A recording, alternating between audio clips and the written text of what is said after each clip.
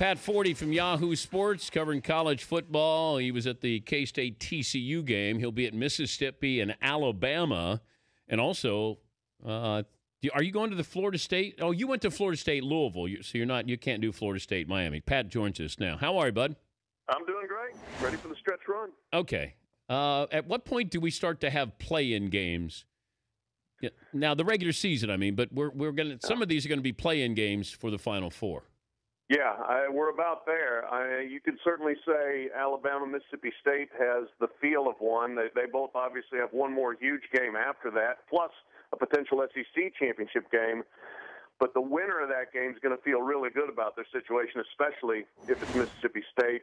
And the Pac-12, I think the Pac-12 championship game looks like a quarterfinal if it comes down to Arizona State and Oregon, both with one loss. There's still a little bit to do to get there, but that could happen. And then the Big Ten, even, I think the Big Ten's probably on the outside looking in. But if you get an Ohio State, Nebraska, both 11-1 championship game, that could have implications. Can a two-loss SEC team get into the Final Four?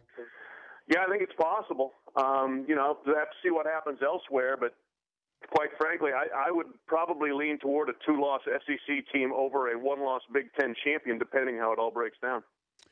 So Ohio State's chances of getting in and the committee recognizing a team that gets better later in the year, because their goal is to bring us the four best teams, even if that team is a team that lost at home to Virginia Tech. Well, and that's where it gets tricky. Are they applying the true basketball metric where they want the teams that are playing the best at that point in time, or are you looking at the whole body of work and rewarding the whole body of work? That's what we don't really have a feel yet from the selection committee. If they're looking for teams that are peaking at the right time, Ohio State would certainly qualify, although outside of Michigan State, they haven't beaten anybody. The TCU Baylor situation is going to be interesting here. It almost feels like if they win out, both schools went out, they're going to have to flip a coin here. Yeah, I mean, it's really interesting. I was at TCU, and it was funny. Gary Patterson was trying not to lobby, but he kept coming back to lobbying. It kept coming back to, I saw where Oklahoma's best receiver didn't play today against Baylor, and just little digs like that. I mean, I think head-to-head has to matter, but if you look at head-to-head, it was in Waco. It was a 3-point game. It was in the last minute. So, and Baylor's non-conference schedule was no good. I still would probably lean in Baylor's direction because I do think head-to-head has to matter, as Notre Dame fans from 1993 will tell you, versus Florida State when it didn't. Expect any surprises tonight? I don't. I really think the first three are going to be Mississippi State, Florida State, Oregon, and then the real drama is going to be who's four. Between Alabama and the two Big 12 schools, I think that's where the debate is. And Alabama fans are getting uptight about this, but really, if they take care of business, they'll be fine. It doesn't matter on November 11th where Alabama is. It matters on December 7th, and they've got games in front of them. If they win, it won't matter what anybody else does. Yeah, but the Alabama fan base is always uptight. Yes, always. Yes. We're talking to Pat Forde from Yahoo Sports, their college football writer, joining us, Dan Patrick Show. We were just discussing this, that it's 4 teams now, 4 schools now, and there's already the push to double it to 8. I get nervous with that because I still think 4, let's just see how this all plays out. I know it's in the contract that they've signed. They had to put it in the contract so these guys wouldn't change it. But at what point does the regular season sort of mirror what we have in college basketball? Right. I mean, I share your concern there that if you go past 4, then, does it really take a lot of the urgency out of it? Because the one thing that this has proved is that you can have a 14 playoff and not lose anything from the regular season. In fact, I think it's better. I think It's been fantastically interesting, and more people have a stake in it. But if you get to 8, it gets a little bit different. Then, you're looking, you can lose 2 games, perhaps even 3 games, and get into the thing. I like inclusive championships. That's one of the great things about the basketball tournament is every conference champion gets in and gets its chance. But at the same time, football's a different animal, and if you lessen the regular season too much, then I think you're really losing what makes it special. Best team you've seen this year?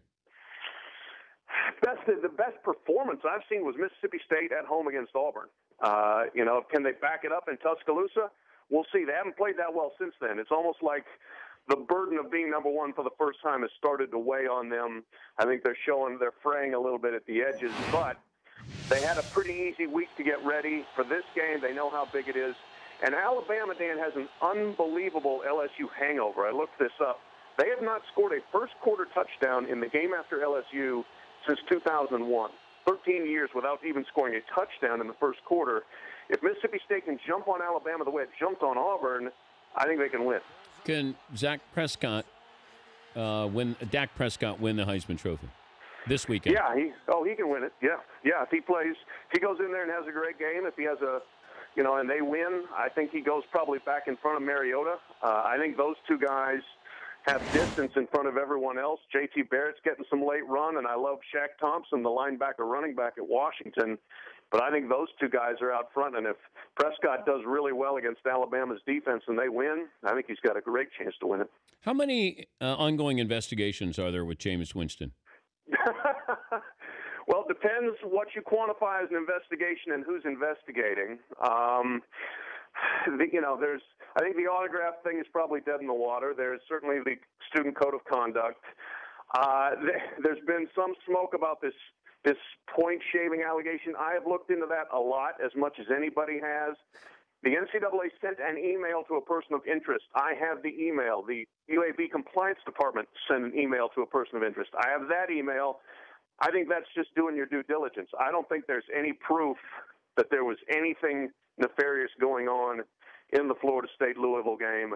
And, I'm not a huge Jameis Winston fan for the way he's conducted himself, but this could be incredibly unfair if he's being maligned in this way. Okay, but is he being investigated for point shaving or assisting in some way, shape, or form with this? I don't see any evidence that the FBI is looking into it. As I said, there was an email sent out. That doesn't mean there's an investigation. I don't think anybody can trust where the information's coming from, so I don't think there's an investigation. No. Safe travels this weekend, Pat. Thanks for joining us. All right. Thanks, Dan. That's Pat Forde, Yahoo Sports, national college columnist.